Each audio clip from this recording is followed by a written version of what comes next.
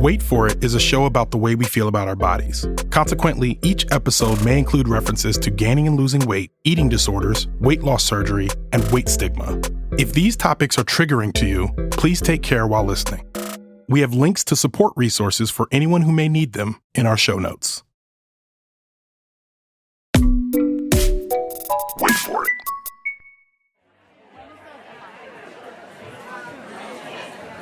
In February of 2024, as a part of On Air Fest in Brooklyn, New York, we did a live recording of Wait For It. This was a very exciting moment. It was the first live event we'd done, and I was so happy to be able to do our recording in front of a packed audience of enthusiastic fans of the show. Ready to go. Welcome to On Air Fest. We have Ronald Young Jr. and Elna Baker ready to do a live episode of Wait For It. Come on out. I was joined on stage by audio producer Elna Baker. How you been? I've been good. I mean, I hurt my foot, but... Back in 2016, most mainstream conversations about weight were often about folks who were trying to lose weight. But Elna found herself in a unique position one day while working on new episodes of the radio show and podcast, This American Life. The way the story came about was we had a hole in the show, and so everyone was sort of encouraged to pitch something that was kind of ready-made. And recently, Elna had read Shrill by Lindy West, a fat author who wrote the book about being a staunch feminist and being fat and the intersections of both, which had also come out in 2016. The parts of the book that detailed West's body acceptance journey resonated with Elna. Lindy's book, I felt like when I read it, I was like, this is me. We have the same personality, all the same things that happened to her happened to me. And I just wanted as many people as possible to hear Lindy's story. So I pitched Lindy's story in the meeting, and it got greenlit. And so then it was like, okay, can we make a whole show around this particular story? Because usually This American Life is built around an anchor. So this is our anchor. And since the anchor was weight, no pun intended, executive producer and host of This American Life, Ira Glass, suggested they do the entire episode about weight. We've never done a show about weight. So all of these producers were kind of going around the room, and a lot of the suggestions were kind of, no fault of their own, but they were thin people ideas of what fatness is like. Do you remember any of those examples? It was pretty bad. I mean, it was like talk about the childhood obesity epidemic. Yeah. It was, so-and-so has a brother who's a twin who is fat and they can't tell they look alike, but his room smells like fast food. Like there was shaming inherent. Yeah.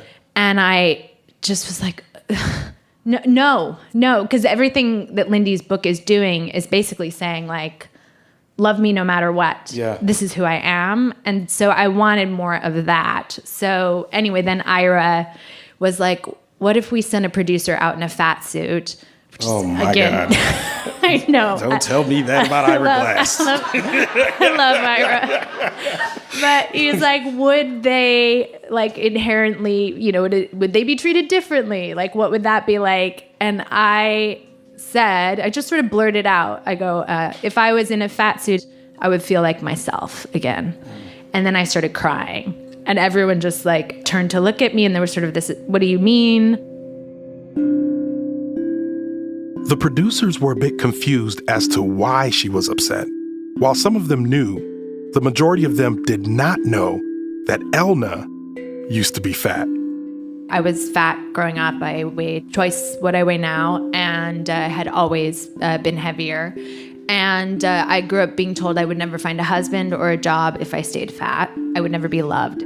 And a year out of college, I was sort of taking stock of my life. I'd never had a boyfriend. I was having trouble getting work, and I felt like there was this, just invisible barrier between what I wanted in the world. And so I did what I had been told my whole life to do. I went on a diet, and I lost over 120 pounds.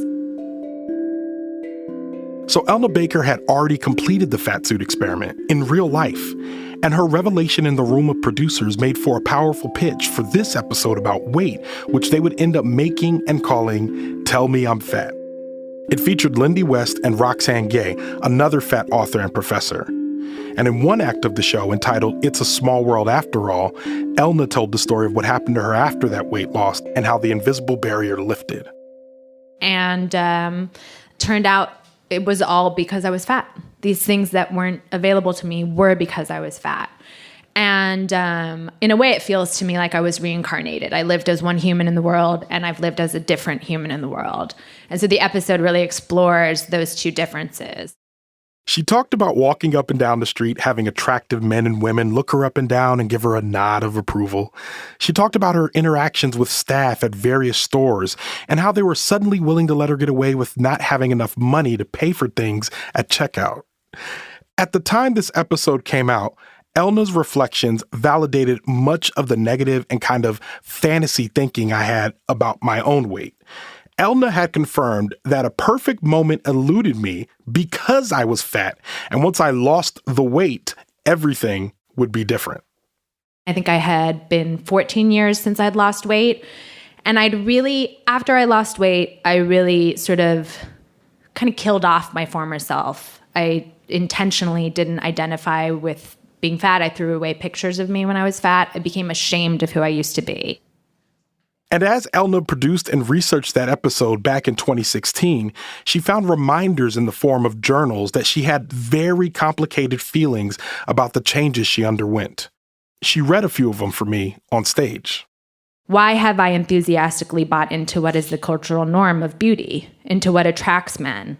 What kind of men am I attracting? Have I forgotten other sources of attractiveness? How have I become inebriated with my physical self as the selling point of my being? Where did I go? And then I write, this is my first fall season as a thin person. I know this because I'm unbelievably cold all the time. It's like I used to wear a wetsuit and now no more.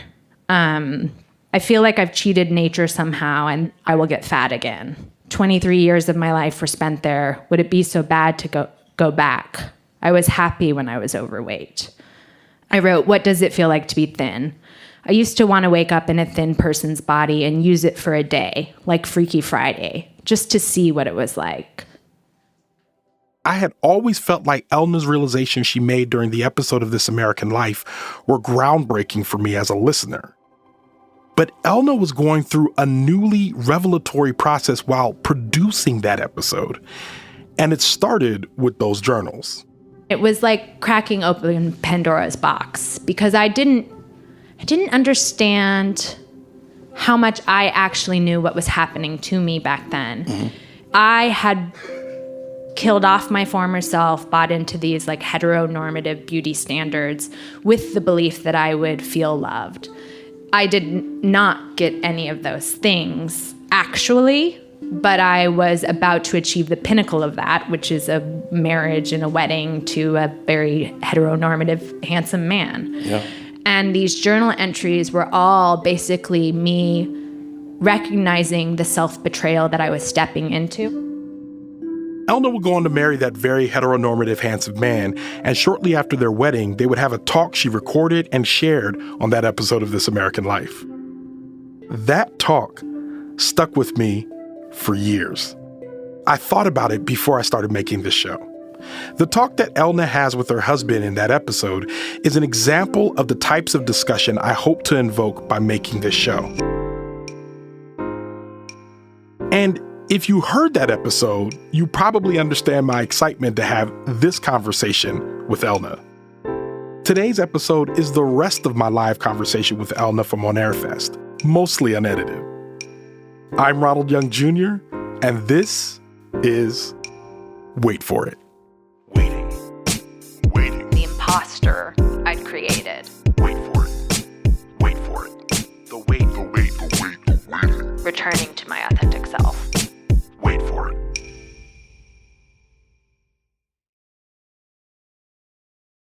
This season of Wait For It is brought to you by Big Fig Mattress. So I have a king-size Big Fig because I love to feel luxurious when I sleep, but also when I'm just hanging out, watching television, scrolling my phone, or when I have company over. This mattress is ready to be supportive. Whether you describe yourself as fat, fluffy, plus-sized, or even big-boned, this mattress is going to hold you up. I was apprehensive to get one at first, but Big Fig offers a 120-night trial just to make sure it's the right mattress for you. And trust me, it won't take you that long to decide that this mattress is the one. Go to the link in our show notes and take the Bed Builder quiz to get exclusive discounts on your new Big Fig. The Heart is here with an all-new series. It's called Great Love, The Gaza Monologues Revisited. Fellow Radiotopian Caitlin Prest teamed up with Ashtar Theater in Ramallah, Palestine, to turn their famed play into radio magic that looks at what's happening in Gaza today. Each episode features one of Ashtar Theater's 33 Gaza monologues, performed by people around the globe. KP, our Canadian host, messily trying to figure out how to do activism. A comedian from Jenin in the West Bank, making people laugh and cry at the same time. A 19-year-old med student and her two brothers, who just arrived in Cairo from the north of Gaza, trying to figure out how to enroll in school and start a new life with their family, and everything they know still in grave danger back home. Can you hear the plans? This is a trauma for me. I hate it. I know I'm in Egypt, I'm not in Gaza. You know, every time we hear this voice, we know that, oh my God, a disaster will come. كيف اتدخنا ضربونا بغاز ولاد الحرام شايفين شيء. I have been a volunteer in a Shifa hospital. People there face hundreds type of deaths. They just shoot. They don't feel that we are a people. We have no relation with what happened the 7th of October. Like, I'm a student. What about my future? My family, my friends, my life. Talk to the Israeli leaders. That's kind of conversation between the sword and the neck, you mean? You could still talk. Talk about what? Talk about the possibility of not fighting. Not fighting for what? We don't have the chance to die in a peaceful way. You know, do you condemn Hamas? Like, how can you say that after so many children have died? You know that we are surprised that we faced all of this and we are not got crazy yet. Why? Tell me why. We have to be crazy now. The true revolutionary is guided by feelings of great love on the heart. In typical Heart fashion, KP and her team address this harrowing topic in a way that ends up being heartwarming, soul-crushing, and funny at the same time. The series explores the kind of love that makes it so that you care about people far away that you haven't met yet, and shows the way that love turns into real bonds that form in the wake of a historic atrocity. Episodes drop every Thursday. Listen and subscribe at mermaidpalace.org or wherever you listen to podcasts. Wait for it, listeners. If you're enjoying the show, please rate it 5 stars on Spotify and Apple Podcasts and leave us a good review as well.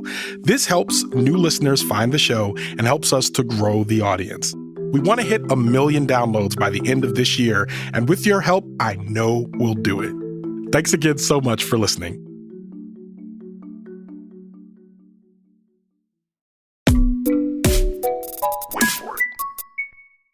The big design feature of my wedding, it was going to be in the desert behind my parents' house, was 100 helium balloons spread all over the desert. Mm-hmm.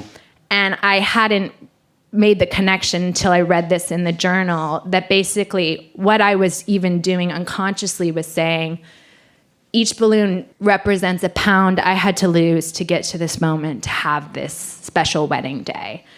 And so, of course, I show up at this wedding and I was just like, who am I? What did I do all of it? Like, I was having a major identity crisis, like a real breakdown. It just woke me up. And that identity crisis is very much infused into the way that story ended up being written. It was like some part of me that had been killed off was screaming. And that's who wrote the story. I hear that, and I think this sets up our clip very well. Okay, great. You're having a conversation with your husband who you were married to at the time for 10 days. Yeah. And you were having very much a conversation about your identity. And listening to this conversation it kind of, especially at the time, that's probably when the ideas of thinking about weight really started to congeal for me, because it's this idea of saying, like, even if I were to lose 100 pounds and people were to start like talking to me differently in a way, would I even want to be talking to those people? So if we could set up the first clip. I've been, honestly, in a bit of a crisis. I started recording a conversation with my husband a few weeks ago about some of this, to help think through the ideas of this story. I do that a lot. He and I have only been married a month.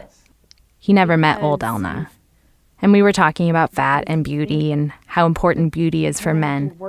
And it got really emotional really fast. To be that. You would never have been attracted to me before. You know that makes me really sad. Oh my God. You mean you married someone that wouldn't have been attracted to you? You wouldn't have loved me. You would never have talked. I mean, you would have talked. We would have been friends. But you wouldn't have ever dated me. Ever. Yeah, but you know what's funny? There's something about you. He changes the subject to disillusionment in general. Says what I'm realizing is the same thing every teenager realizes in every John Hughes movie. That the world is unfair. I'm not having it. Can I go back a second? Yeah, how far back? I actually have never said it, but I had said to you that that you wouldn't have been attracted to me. Mm-hmm. That's true, right? What do you mean? It's true. That would I have dated Fat Elna? Uh-huh. I don't know. Probably not. Yeah. Okay. This makes us both pause. So we're newlywed couple. Married for 2 weeks. For 2 weeks. Not even. How long have we been married? 10 days. 10 days. And you're realizing that our marriage is based on a lie. Uh-huh. It was a joke, of course. Our marriage based on a lie. Ha ha ha. But then there's this. I've always said, I think the real you is the skinny you. That's stupid. Not the skinny you, but the real... No, that's not even true. I think the real... This argument over which is the real me, old Elna or new Elna, goes on for days. Well, then that's you. No, it's just... Here we are in a car. Mark explains that he doesn't think I became comfortable with myself until I was thin. If this isn't... No. Listen to me. I didn't feel like uncomfortable in my body or my own skin before. It was just me. I know, but it wasn't like I if was... you feel like... It wasn't like me in a fat suit. It was me. That's what I was. So I wasn't like, oh, this feels really big and uncomfortable. It just was me as a human. I was just a human. It was me. I know, but you... What Mark doesn't understand is that my old body doesn't feel that far away. What he's rejecting is me. I could gain weight so easily. I mean, what if we have kids? But we're working on it. He told me recently he knows he hasn't been listening. And for my part, I see how so much of love is physical attraction, especially at the beginning. It's not the story we're told. It's not the one I wanted to believe. But it's a story I can live with.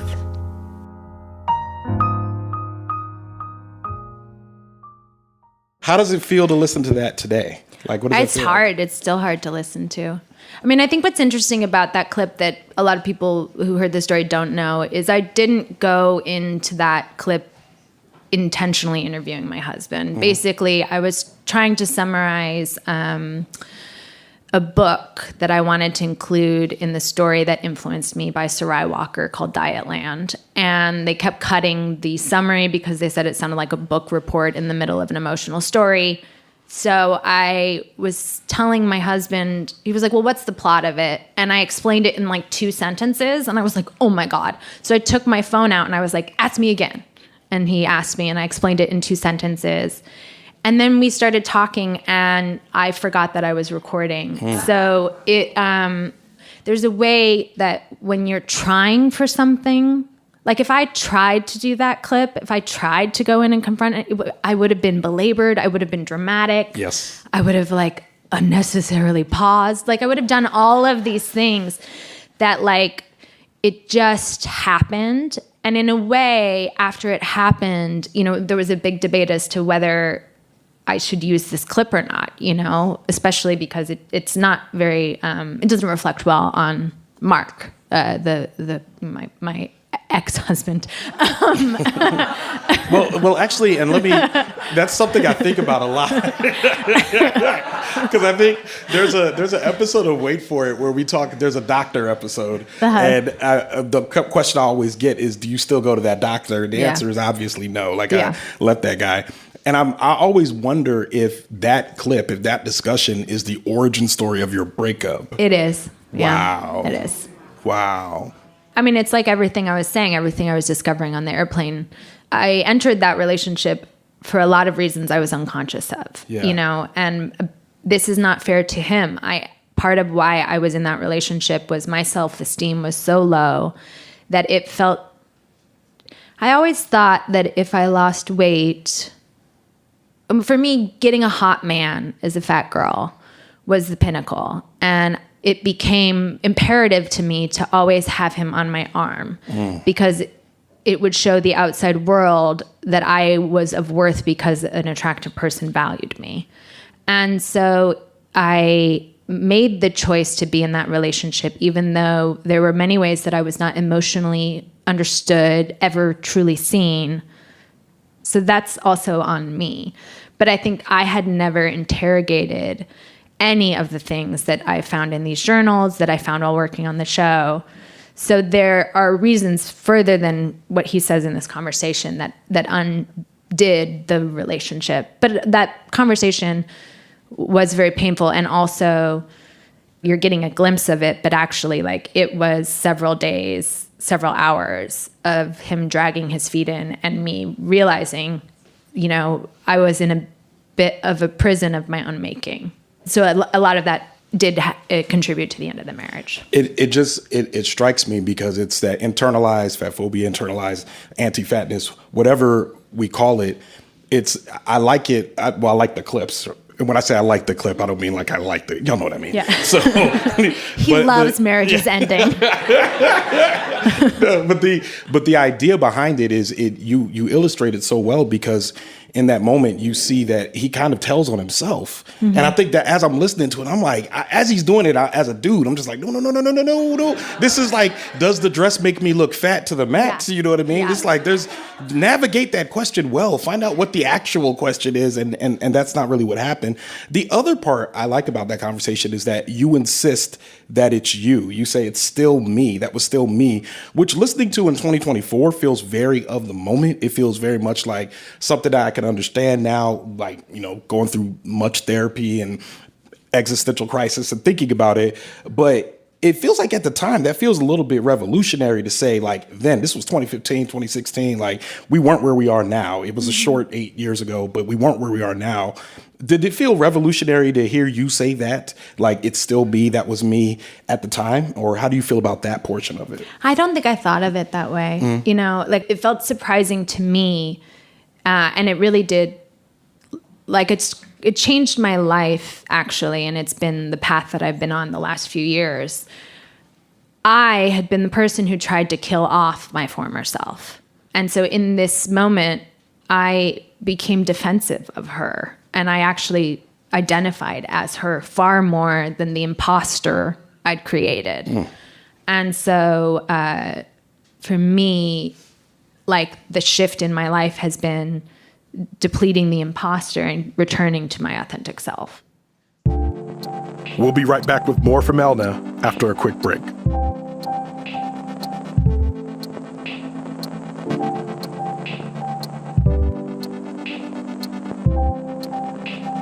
Wait for it. Hello, Wait For It listeners. It's me, Ronald Young Jr., and I'm so pleased to let you know that we have not one, but 2 live recordings coming up in October. Our first will be on Tuesday, October 29th in Washington, D.C. at the Miracle Theater with a very special guest that we'll be announcing very soon. And the second will be on Friday, November 1st in Boston at WBUR's City Space with special guest Lindy West. She is, of course, the author of the hit memoir Shrill, Notes from a Loud Woman, which is adapted to a critically acclaimed television series now streaming on Hulu. We're so excited about that conversation. We have links to both shows available now in our show notes. And for the DC show, there's a discount code that gives you $10 off if you get your tickets right now. So go get your tickets. We really want to see you there. This season of Wait For It is brought to you by Big Fig Mattress. I've been sleeping on a Big Fig for nearly 2 years now, and let me tell you, this mattress is fantastic. As a bigger guy, I've had problems in the past with mattresses that sag over time, but that's not an issue I've had with Big Fig. From the first time I laid on it, I could tell the difference in support. It held me up without being uncomfortable or hard. It has an extra firm mattress edge that gives a bit of a larger sleep surface. It also has something called thermogel cooling technology that, as a person who is almost always running hot, keeps me nice and cool while I sleep. But also, Big Fig is now more than a mattress company. I recently got a hold of their sheets, pillows, and my personal favorite, a big old fluffy adjustable body pillow. Yes, I said adjustable. You can remove some fluff and make it as soft and squishy as you would like. All of these items are now available on the Big Fig website, and you can bundle multiple items and get discounts as you redo your entire sleep system. Go to the link in our show notes and take the Bed Builder quiz to get exclusive discounts on your new Big Fig.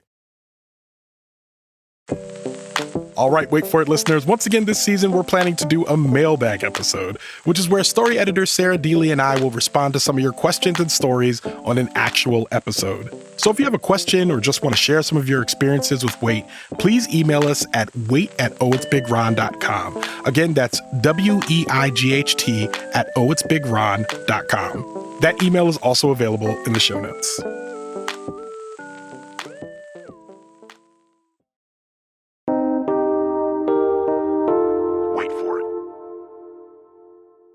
I think, and again, there's so much of the way that I was thinking about weight was formed, just from being fat, but also from listening to that episode and thinking about concepts and thinking out, I wanted to hear more of these types of discussions. And that part also stood out for me a lot because it kind of started to shape my own feelings about the relationships I was in. And in episode 2 of Wait For It, it's called The Shame Spiral. I deal with the way that I treated someone. It's such a brilliant episode. Anyone who hasn't heard this episode, I mean, I feel like, so a big part of my job at This American Life, I was there for 12 years, was finding stories for the show. That was sort of like what I was known for doing. And I feel like this story hits exactly what I always look for in a truly great story, in that it is so nuanced. Like, you don't paint yourself as the good guy, actually. No, I'm definitely the antagonist. And, of that you one. come into the series, in the first episode, you're the kind of, not victim necessarily, but we're hearing your struggle. And then in the second episode, we hear you as a perpetrator, which is just so brave. All of this stuff is so murky. Yeah. So I feel like that episode really does accomplish that. Keep going. Keep explaining what it's about. Well, I appreciate that. And the episode, for those who haven't heard it, is me going back to college and kind of dealing with the way that I treated a woman I was dating when she was fat and I was straight sized. And you can listen to the episode, get the details there. But there's a moment in there where I had much that felt similar to the moment in Tell Me I'm Fat, in which I ask her a question and she gives me an answer. And there was just a lot of symmetry between those two clips. I wanted to play that clip, so if we could play the second clip. These are the feelings that weigh on me when I'm sitting in front of Caitlin now. And it's these feelings that make me want to ask the question, do you feel a sense of vindication now that I'm sitting in front of you as a fat man? But I was too scared to ask that question directly. And instead, I asked it in the most roundabout of ways. Forgive the audio, I was off mic when I asked.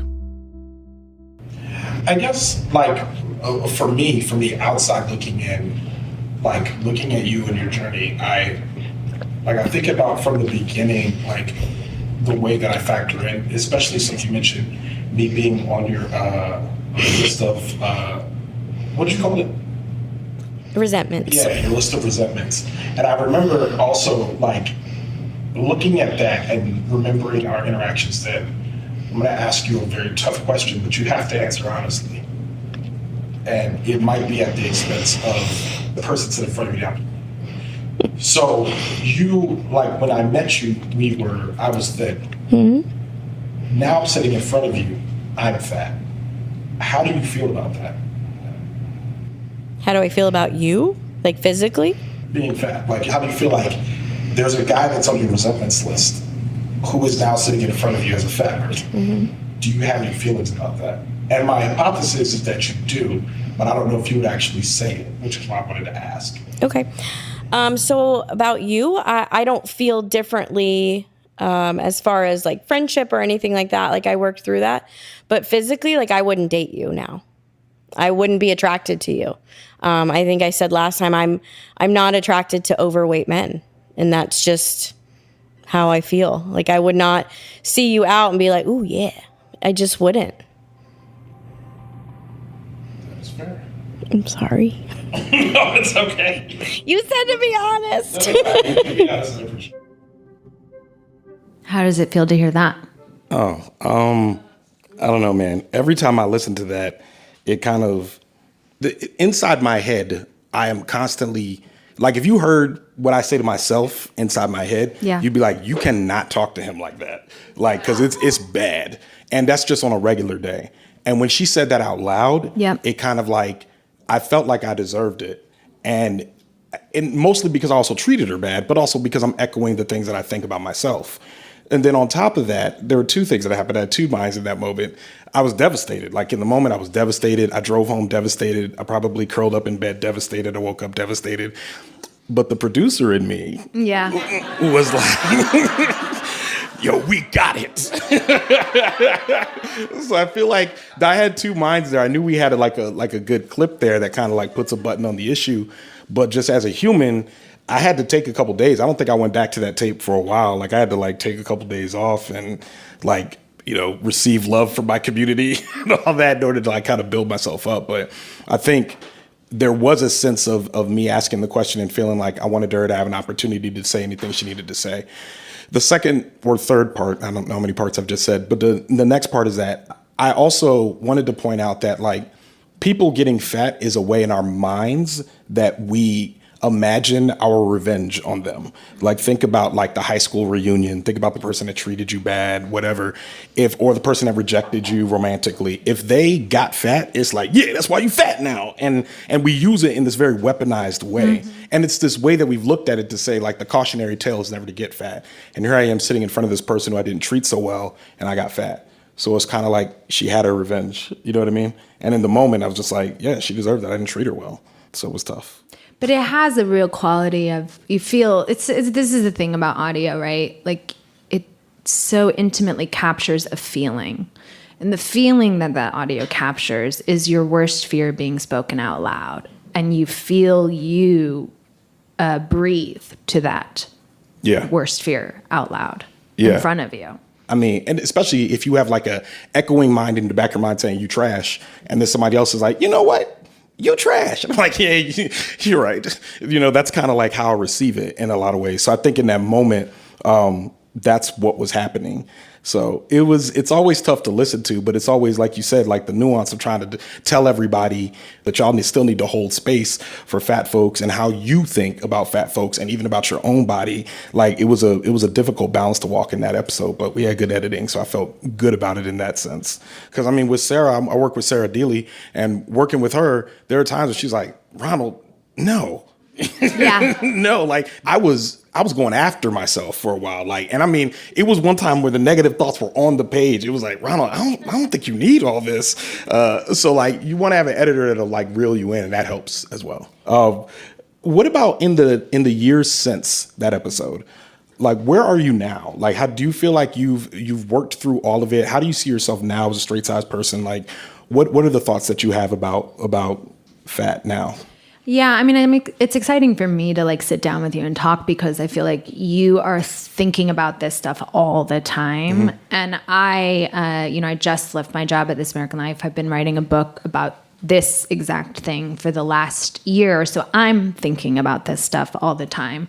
And of course, we're in a very bizarro cultural moment where there's this like Black Mirror-esque shift due to Ozempic of this issue. Mm-hmm. So we're also living through, all of us are living through this moment. And for me, I basically I lost weight with a doctor by taking phentermine, which is an amphetamine. And I was only really supposed to take it for a year. It risks irreversible damage to your heart if you continue to take it. But after I sort of was let into the thin world and experienced thin privilege for the first time in my life, I did not want to go back. And so I took it for, I believe, 14 years. And so I finished the story. I had the story done. And then I just knew, I was like, if I don't include that detail, then I'm contributing to the lie. And I can't contribute to the lie, but I know that if I include that detail, I really kind of throw myself under the bus in a way. So I chose to include that detail in the story.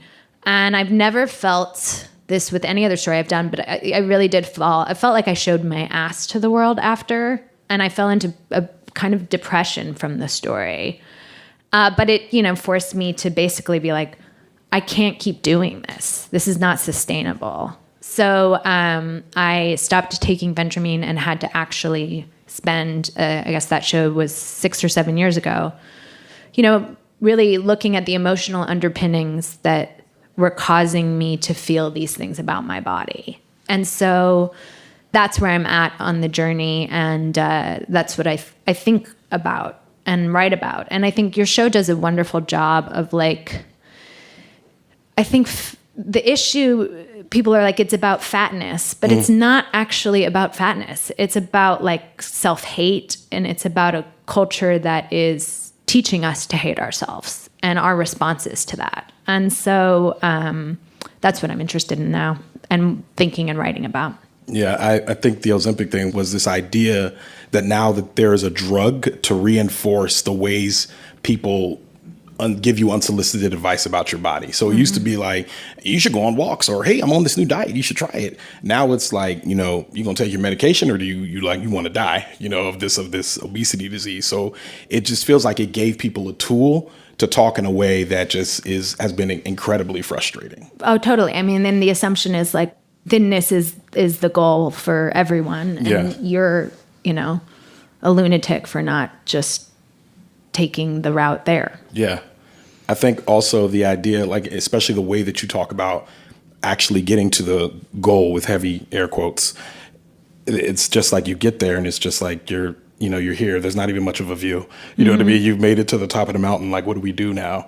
And so when you talk about getting there and being like, I'm not having that great of a time, it kind of it gives me a little bit of encouragement to say, so maybe there's something else I need to be working out. Well, because I grew up with this sort of story that if I solved the problem of my weight, I would be happy. Yeah. But the problem was never my weight. Yeah. So then when I solved it, I did not get happiness. Elna Baker, thank you so much for being with me. Thank you, guys.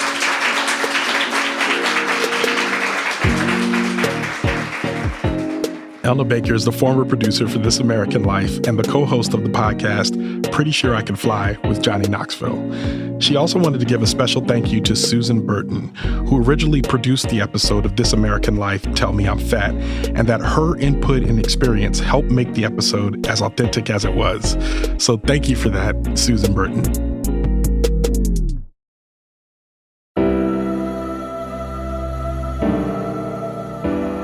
Wait For It is a production of OhitsBigRon Studios and is a proud member of Radiotopia from PRX, a network of independent, creator-owned, listener-supported podcasts. Discover audio with vision at radiotopia.fm.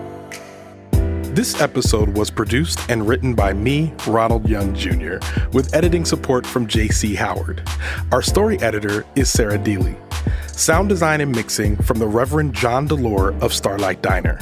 Show art by Heather Wilder. Episode art by Andy J. Pizza. Theme music from Jey Red, with additional music from Mass Potential, The Artist DT, and the mysterious Breakmaster Cylinder. Special thanks to Elna Baker, Ellen Horn, Catherine Burns, Neil Drumming, Work by Work, On Air Fest, and Seth Lind and the entire This American Life team. You can follow me on Instagram, Threads, X, and TikTok at OhitsBigRon. That's at OhitsBigRon. You can find out more about this show and other OhitsBigRon Studios shows by following us on Instagram at OhitsBigRon Studios. If you have a story about weight you'd like to share with us, shoot us an email at weight@OhitsBigRon.com. That's WEIGHT@OhitsBigRon.com. Wait For It will be back next week. Thanks for listening. Wait for it. It's shocking what people get offended by. And like, you can't predict, like the story I worked on with Catherine and the Moth, like I talk about losing my virginity and, you know, my family's reactions to it. It's all this stuff. And my dad got offended that some line about brownies that I had in it. Yeah, he said, because they didn't know I drank alcohol, and they basically were like, my dad said, you know, the trick to not drinking alcohol is you can never have your first sip. You know, I know me, I couldn't have more than one brownie or I'll eat the whole tray. So you just never eat the brownie. And for whatever reason, my dad was like, I can't believe you said that to the world. And I was like, what the part of me having like casual sex that didn't bother you?